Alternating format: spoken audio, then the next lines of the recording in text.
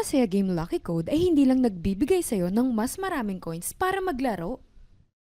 Bukod dito ay maaari mong gamitin ang nakolektang coins upang mag-withdraw ng totoong pera. Matagumpay kong na-withdraw ang 200 pesos mula sa Masaya Game Lucky Code.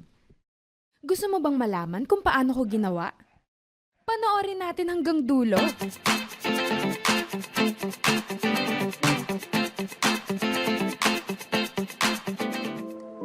Ang Masaya Game Lucky Code ay matatagpuan sa Facebook group ng Masaya Game o ang card game community. Karaniwan ay iniiwan ng mga tao ang Masaya Game Lucky Code sa ibaba ng bawat post. Hanapin at kopyahin ng mga ito. Pagkatapos ay i-access ang Masaya Game upang mahanap ang Lucky Code feature upang ipasok ang code. Kung magpapadala ang system ng ganitong notification ay mag-e-expire na ang code o wala na sa dami ng gumamit. Kailangan mong maghanap ng isa pang code sa grupo o community. Ang paggawa nito ay nangangailangan ng maraming oras at karaniwan mong mapapalampas ang Masaya Game Lucky Code kung hindi ka madalas mananatiling aktibo sa mga community.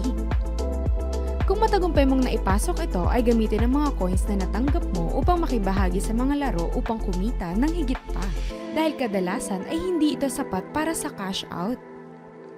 Pagkatapos mo mangolekta ng sapat na coins ay para magsagawa ng pinakamababang cash out na transaksyon ay 300 pesos. Dapat mong ilagay ang withdraw function upang mag-cash out.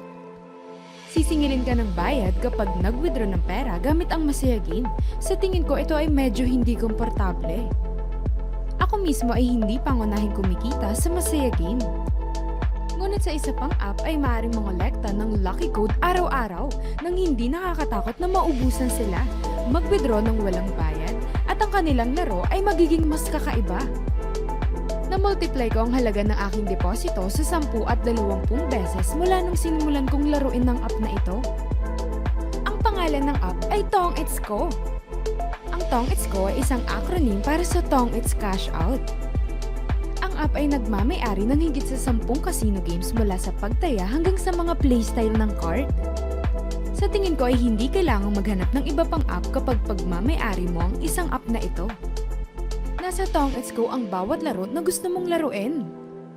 Mahanap mo ang Lucky Code mula sa kanilang YouTube channel, makibahagi sa komunidad ng Telegram o direkta sa aking channel.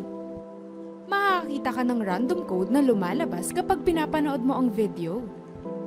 Pagkatapos ay tingnan ang description video upang subaybayan ang posisyon ng code at bilangin mula sa unang code na lalabas. At kopyahin ito sa Tong It's Go gift code feature.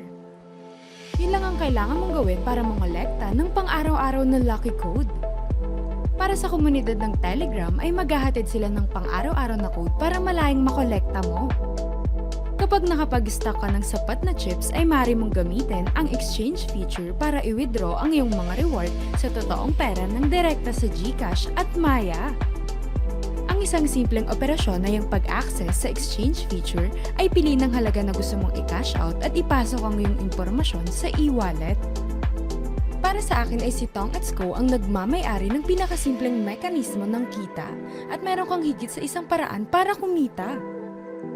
Ang Tong It's Go app kung minsan ay nakakakuha ng ilang mga error tungkol sa mga feature button na random na nawawala.